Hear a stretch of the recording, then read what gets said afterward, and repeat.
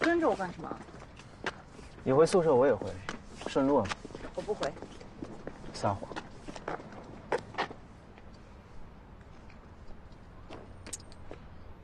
生我气啊？不是生气，是失望。裘佳宁，你以为考虑孙磊的感受，他就会感激你吗？你有没有想过，不是所有人都值得去讨好，值得去尊重。你可以有自己的人生观，但是不要勉强别人也认同你。那天我不是忘拿东西了吗？你猜我回去之后又看到了什么？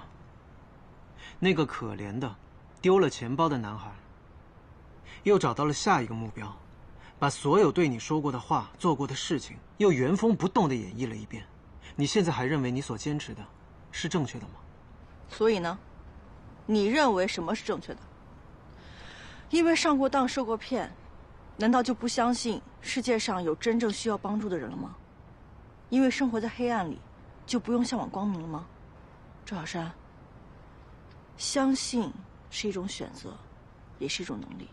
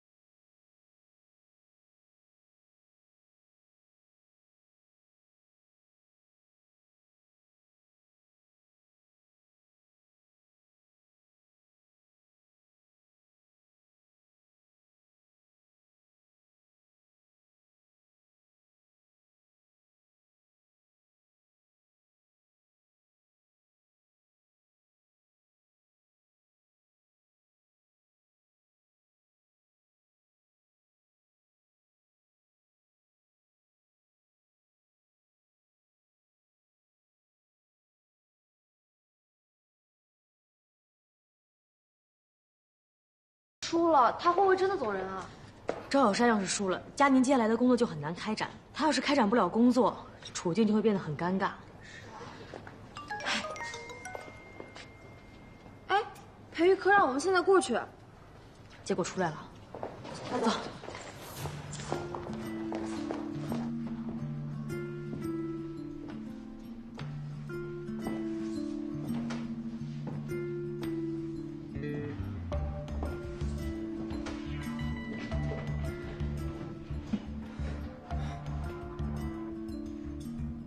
孙老师显微注射100例，成功了99例，转移到代孕母鼠子宫，经过基因鉴定，最后培育出符合要求的实验用小白鼠65只。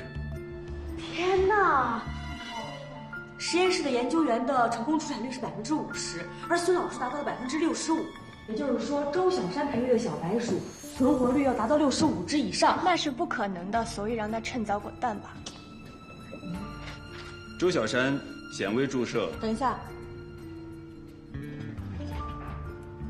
在公布结果之前，有几句话我想说一下，可以吗？佳宁，你说。周小山，他是一名非常优秀的研究员。当我提出要回到小分子抑制剂方向的时候，我只是让他去做蛋白互作分析，而他不仅做了我说的实验，还主动做了晶体结构分析实验，在实验的思路和方向上都给了我很大的灵感。而我的设想能够成立，也多亏了周小山。所以，如果这一次的比试，周小山落后于孙老师，作为他的上级，我愿意承担所有的后果。周小山显微注射100例，成功99例，经过基因鉴定，最后培育出符合要求的实验用小白鼠75只。75%的出产率，不可能啊！就是啊。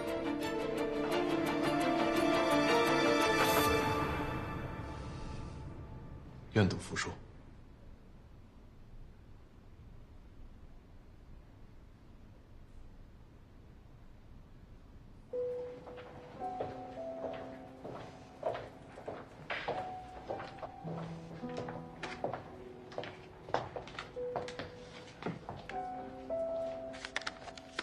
谢谢你，谢什么？谢谢你替我说话。不会啊，孙老师针对的人是我，仪式也是我先跟他提的，因为我们两个的事情影响到你，对他不公平了。你真的认为这个世界上有什么公平？当然，公平、正义、真理，这些都是存在的。如果说一名科研人员不相信这些，那可能也没有办法再走下去了吧。可是现实是残酷的。虽不能至，心向往之。坚持和努力的意义在于我们无限接近真理。有一种鱼叫无脸鱼，生活在4000米的深海中，因为长期见不到光，所以它的眼睛退化了。所以呢？你昨天晚上问我，是不是一个人生活在黑暗中，就没有向往光明的权利？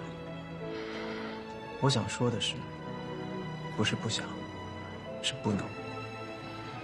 周佳宁，我很敬佩你的做法，但不是每个人都有选择的权利和能力。你错了，周小山。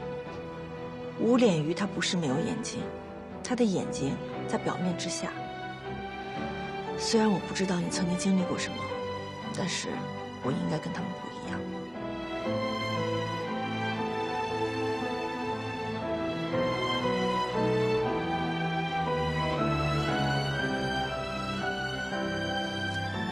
明白了，谢谢你。别让我失望。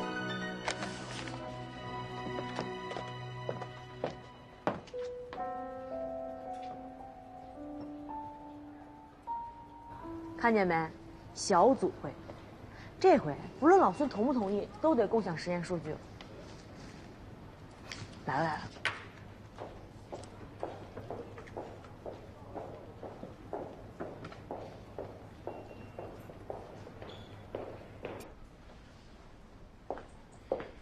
乔安宁，我想知道之后的实验设计报告有了吗？还需要一些孙老师之前的数据。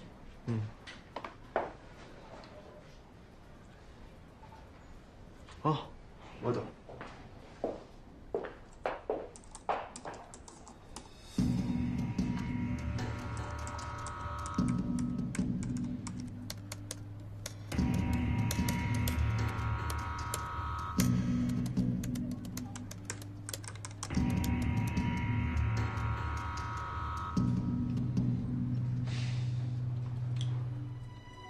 好了，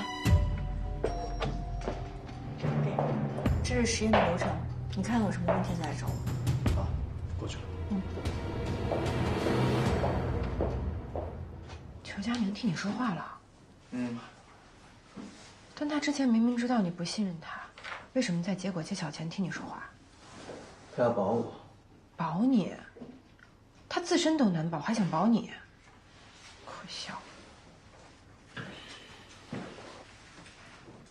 哥，你怎么拿到密钥的？电脑键盘每一个键盘发出的声音都不一样。虽然裘佳宁在输入密钥的时候没有让我看，但是我可以从键盘发出的声音听出密钥。那是不是证明咱们的任务完成了？茉莉，上家要求的是结果。虽然原计划在这个方向是全球领先的，但是只要他们没有申请专利，就表示现在的成果并不是最终的结果。我有密钥，但我还需要等。那还要等多久？你要有点耐心。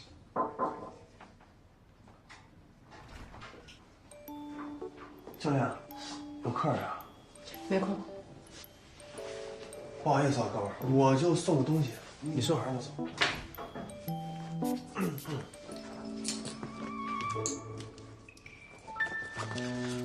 茉莉啊，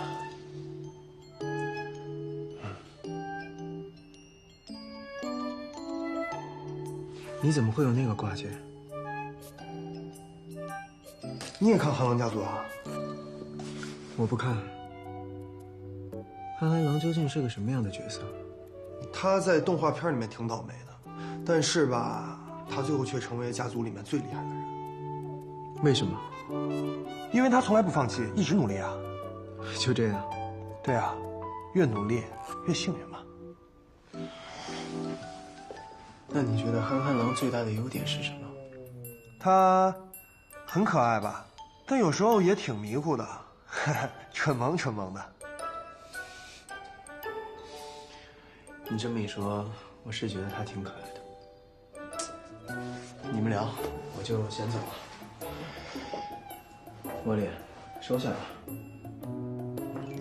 走了。这样，茉莉，收下吧。你看，这珀莱雅黑珍珠面膜特别好用，我给你放点啊。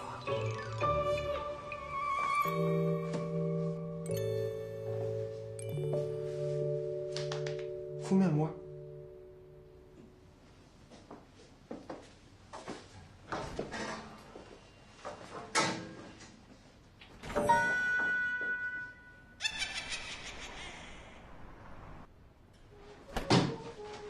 哎，嘉欣，工作了一上午了，现在可能有点困吧？喝什么白水？给你带点咖啡。来，坐，去我那儿坐，那儿舒服。太阳打西边出来了。来坐。从来只有我给你买早饭的地方，师傅大人居然也给我带瑞幸咖啡的下午茶啦！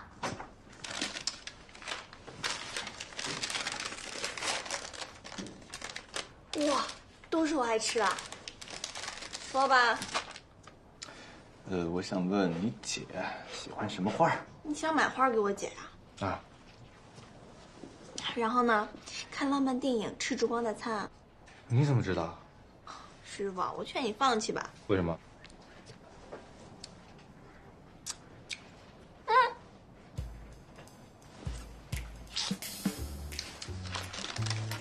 得了便宜还卖乖。啊。快说。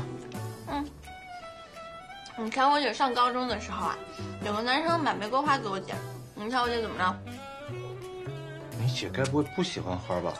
她这么有性格，直接给她扔了。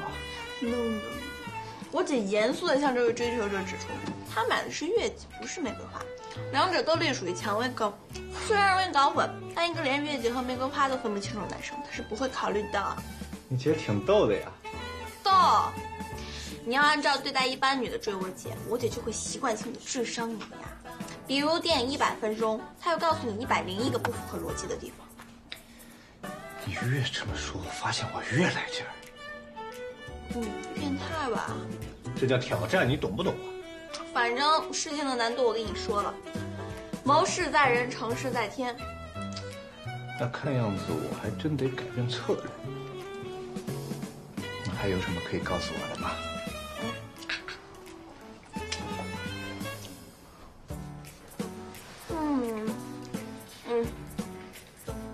我想想啊，等我吃完再说。啊，是。啊，这边轻点儿，这边重点。舒服。怎么样？想起来什么吗？可以告诉我吗？你等我吃完了行不行？好。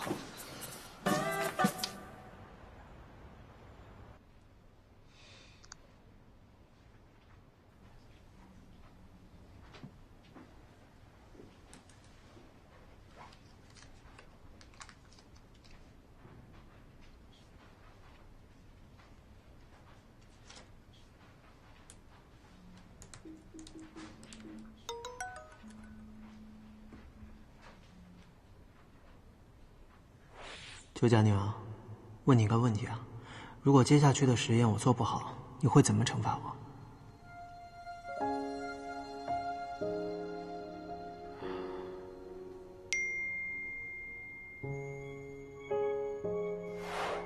不用担心，我会帮助你的。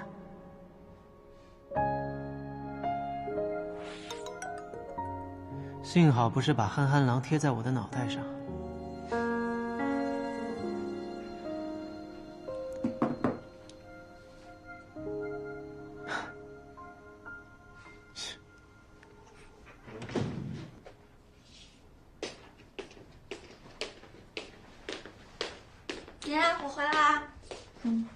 吃晚饭了吗？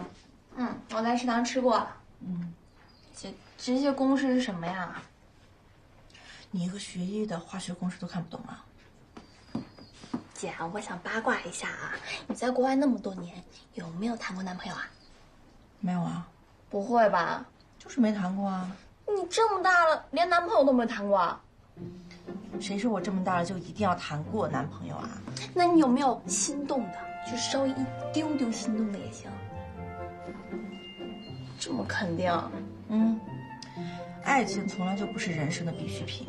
那是什么？哦，奢侈品，对不对？废品。废品？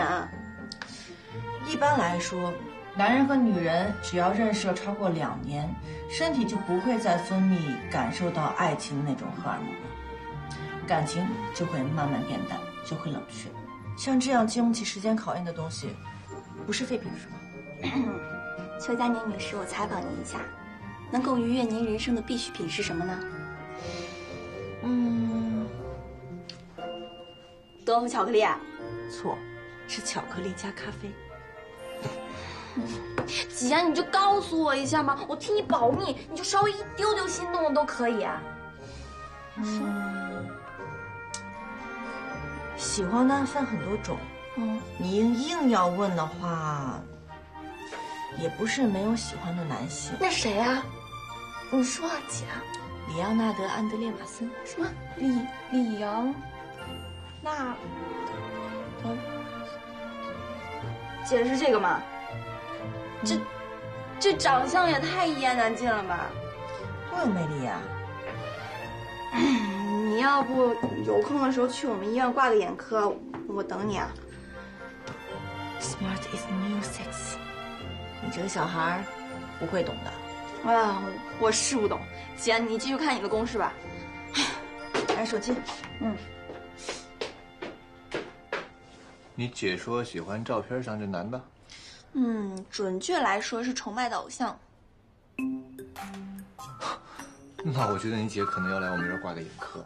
我也这么跟她说，结果她却跟我说什么 “Smart is a new sexy”。Smart， 那对我来说就是 so easy。干嘛呀？什么态度呀？什么眼神呀？师傅啊，说句真心话，论颜值你是排得上号的，可论智商你就堪忧了。什么小样说我智商低？那你智商要不低的话，怎么老给病人垫医药费啊？你懂什么呀？那叫医者仁心。哎，老赵，我记得那个时候我们一块传了一篇论文，怎么样？电脑里边留档了吧？怎么了？我是想，既然开了这个头，就必须把它给写完。你帮我找出来，我把它写完。你要真这么想，自己会不留档吗？我自己找。到哪儿了？桌面那么乱，我怎么找呀？别乱看啊，不在 C 盘。哎呀，他是受什么刺激了？去年我就和他一起传这篇论文，传到一半，因为科里边病人多，所以他就放弃了。陈主任是好说歹说，让他一定无论如何都要发表，到时候升职还要看这个发表论文的数量。他倒好，你说他说什么？说什么？大不了就不升职了呗。真逗。哎，挺好吃啊。卧龙的，你别给我吃完了。再来一个。你自己去拿。很多吗？这少拿点儿。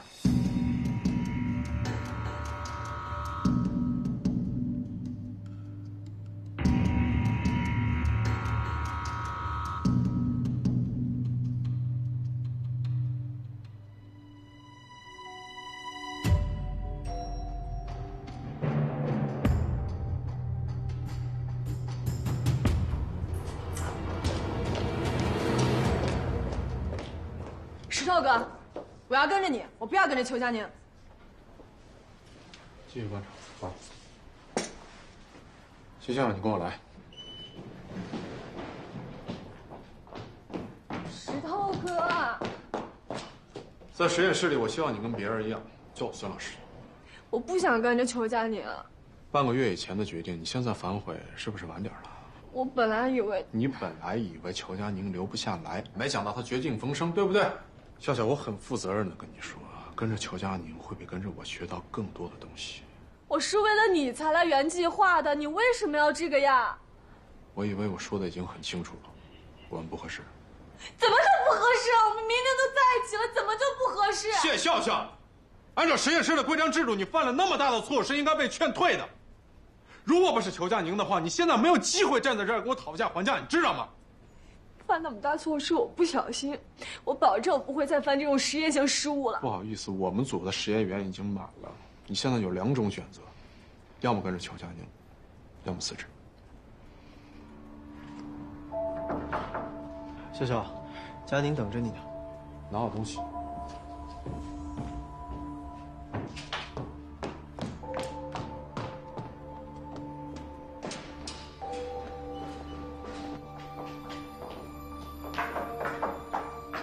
进。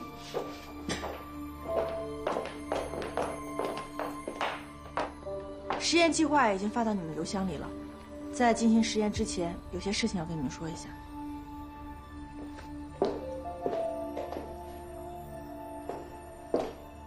把头发扎起来。披着头发容易烧秃的。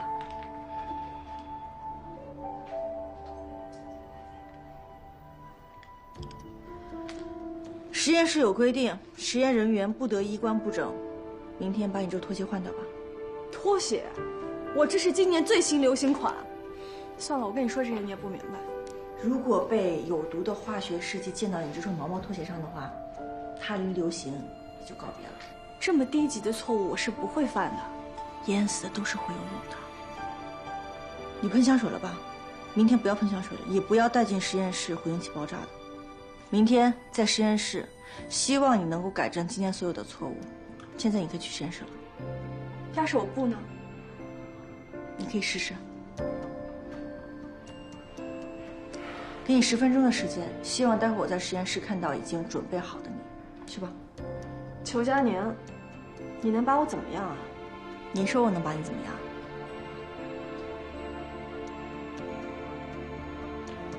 行。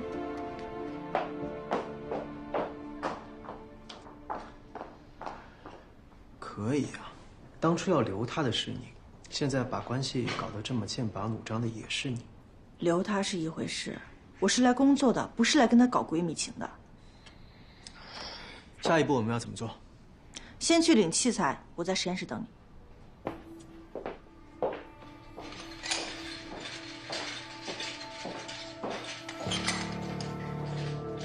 赵山，把扣子扣上。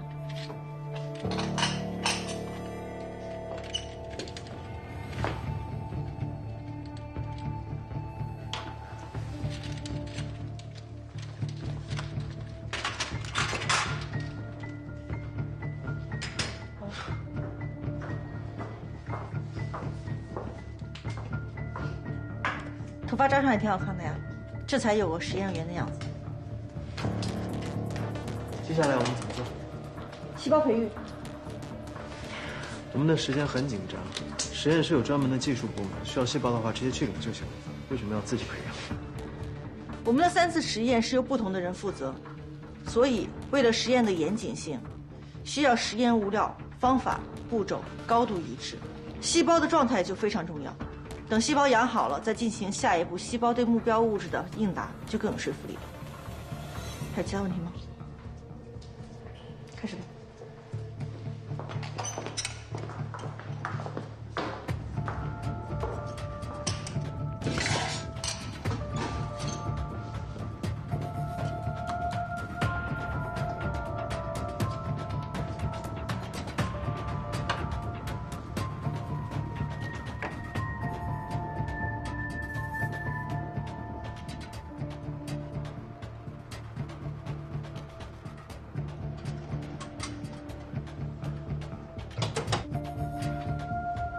好了，现在打开你们手机里的计时器，设置6个小时。等细胞完全贴壁之后，吸出含有冻存液的培养基，换成完全培养基。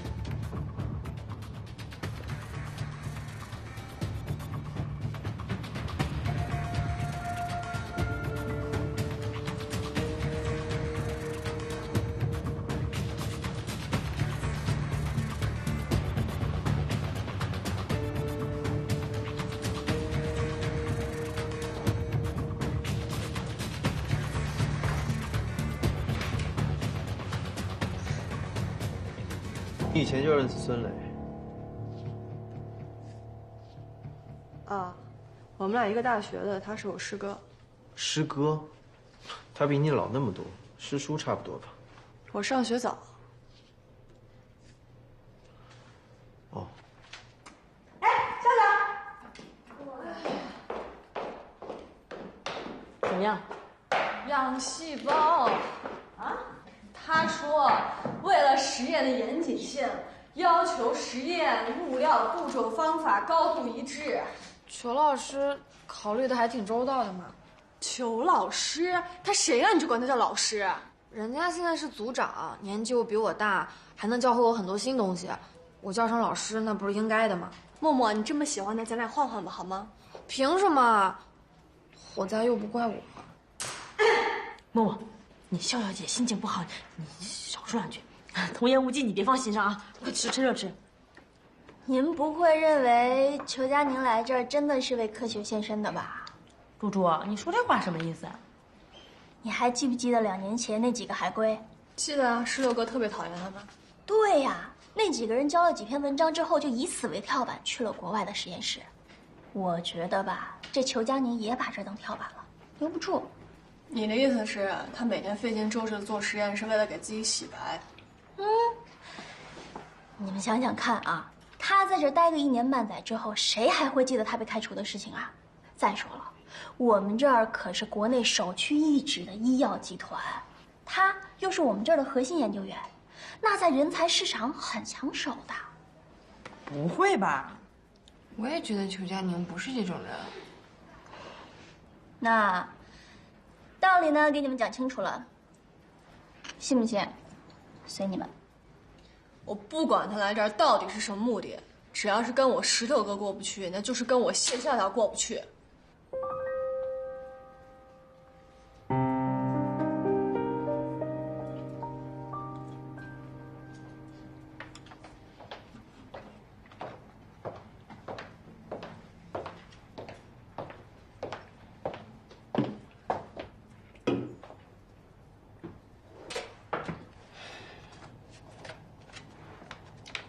谢笑笑好像不太配合实验。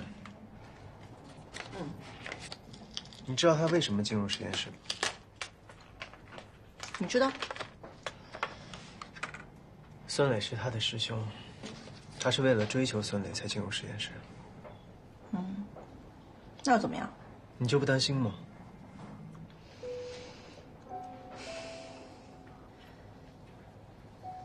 尝尝，有意外的惊喜。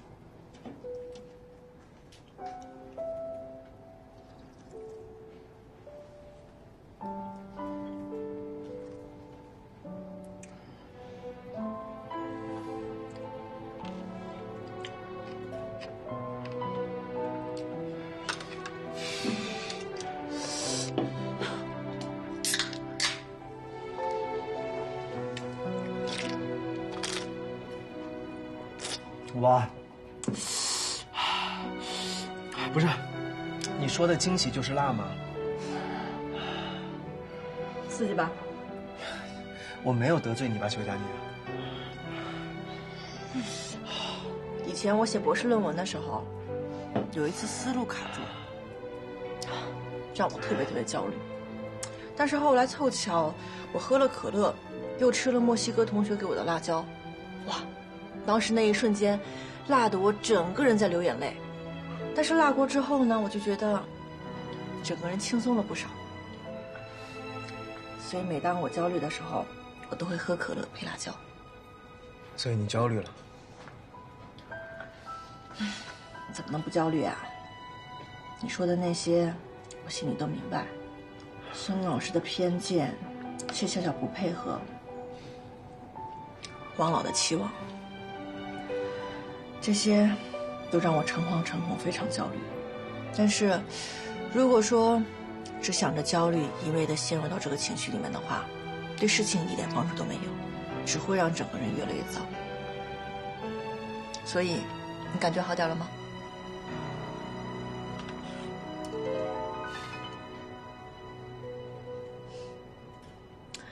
赵小山，只要专注于自己做的事情，其他问题都不是问题。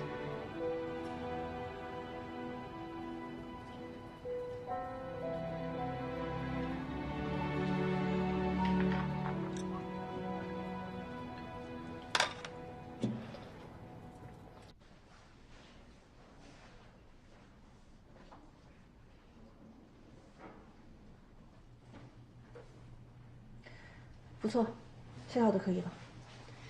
那我下班了。嗯。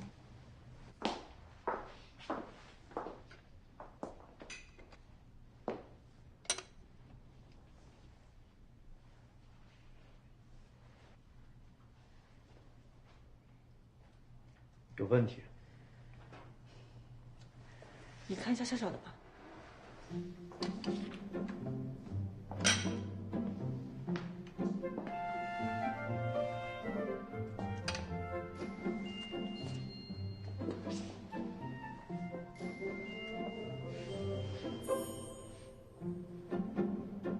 看出什么区别了吗？形状不一样。还有呢？没有了。细胞也分美丑，笑笑的细胞圆润饱满，而你的细胞周边凹凸不平，一看就是不健康的细胞。不健康的细胞就没有美感，你再看看是不是？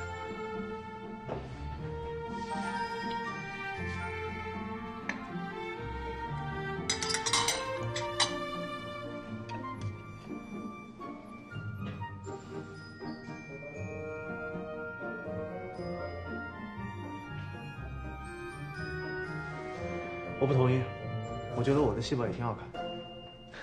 哪儿好看了？周小山，你有没有审美啊？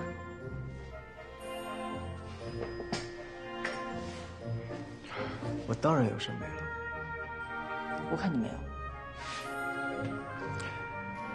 你长得很好看，我也觉得你长得很好看，这说明我审美也没有问题。周小山，我在跟你说很严肃的问题。美，就是这个世界上最严肃的科学问题。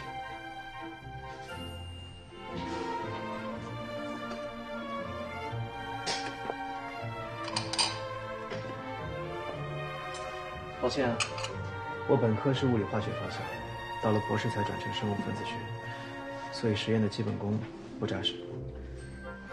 没关系，明天我看着你一步一步做吧，看看哪有问题。好，下班吧。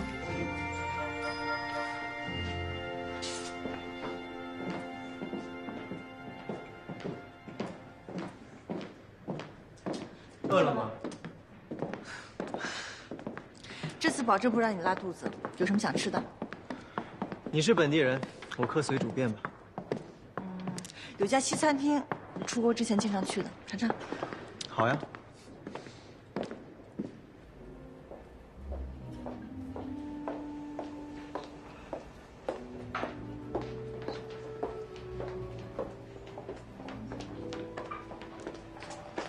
徐佳宁，这就是你说的餐厅啊？这不是酒吧吗？你的生活逻辑未免也太特别了吧？特别吗？反正有饭吃就可以了。倩啊，来啦。佳宁姐好。来酒吧请客吃饭，倒像是你这种女人能想出的馊主意。谁啊？同事啊。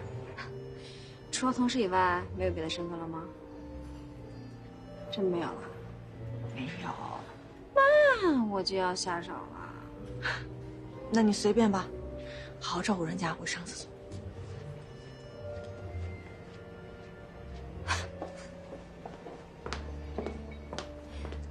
帅哥你好。你好。方便加个微信吗？啊？那个女人一工作起来，我总是找不到她。你和她不是同事吗？以后我找不到她的时候呢，我就先找你，你方便吗？如果是为了找裘佳宁，当然方便了；但如果是为了什么其他的原因，可能就不太方便了。哦，比如说，为了测试我对裘佳宁的忠诚度，故意撩我。扫吧。果然和裘佳宁是一丘之貉，聪明的让人讨厌。我的荣幸。正式介绍一下我自己，徐千雅，裘佳宁最好的闺蜜。初次见面，请多关照。周小山，你就是徐千雅。哦，你知道我？无所谓了。酒吧不错。来，周小山。这女的是不是特招人烦啊？许千雅，这么一会儿就挑拨离间啊你？没事儿，你大胆的说，姐姐在呢。她挺好的。哟，邱佳年，洗心革面，重新做人了。你别看他在工作中很有天赋，生活中啊，他就是个笨蛋。你才是笨蛋呢，少说两句行吗？比如呢？比如他是个路痴。我们俩是高中同学，还是一个宿舍的室友。记得刚入学1周的时候吧，有一天我在宿舍接到了他的电话，他说他迷路了，在学校里迷路了。哎，拜托，那才刚入学3天，我迷路不是很正常的事情吗？那你怎么不跟他说，从我们学校前门到后门就2分钟的路，屁大点的地方他还能迷路？对，那也比有些人高3数学从来没有及格过好。看，被说到痛处了，开始人身攻击了。没关系，女孩子嘛，方向感差一点也没关系。哟，女孩子嘛，邱佳妮，从来没有人叫你女孩子吧？好啦，点菜了，老板娘，走，您坐啊，坐，小凤儿，给他一杯酒。路痴。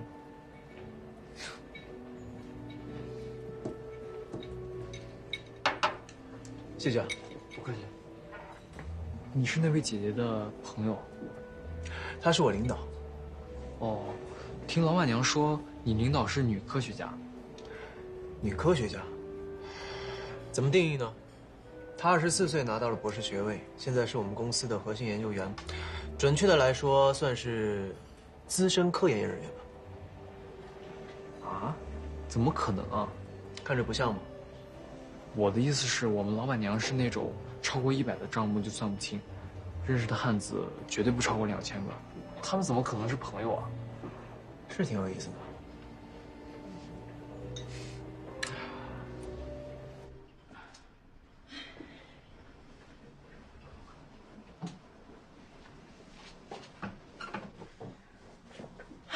没衣服穿了，没衣服穿了，啊，怎么办？姐，就剩2杯蜜果果汁茶了，你喝哪一杯？我喝金桔柠檬好了，掏豆后你喝。姐姐真好。哎，你帮我个忙吧。你说。借我套衣服穿。你衣服呢？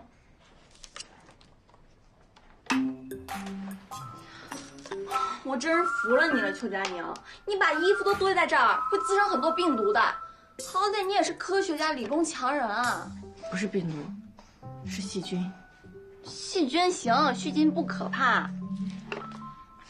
反正你那么多衣服，借我一套穿呗。以后你再让我看到这种景象，我就拍下来发到你们公司网上，让你们所有人都知道。借我一套。你可爱的球球啊。借我一套吗？借我一套。真可爱，好吧，那我就把一套衣服借给你应急吧，正好我没场合穿。那，还是我妹最好。哎，不行，作为你的妹妹，我看不了你这样的惨状。明天下午啊，我早点下班带你去买衣服啊。明天下午？你如果不同意的话，我就打电话给邱总，告诉他的宝贝女儿已经落魄到给妹妹借衣服穿了。啊，好，明天下午我正好有时间。走了，关门。再给你管理一次。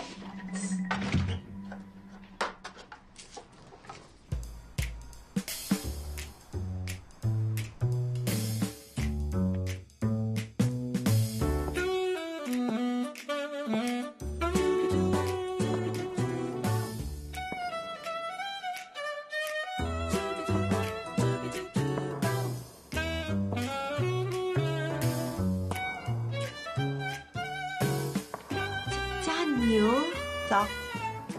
哇塞，太美了！你穿成这样，我都认不出来你了。这次回来没带多少衣服，这是跟我妹妹借的，是不是不太合适？哪有，特别合适，真的特别漂亮。早啊，佳玲姐、纯然姐。早。早，佳宁姐。佳玲姐，你今天好好看呀！佳玲姐今天好漂亮。好漂亮。谢谢啊，早。佳玲姐早。早。早。早，佳宁姐。早，佳宁姐。小王姐，今天好美啊！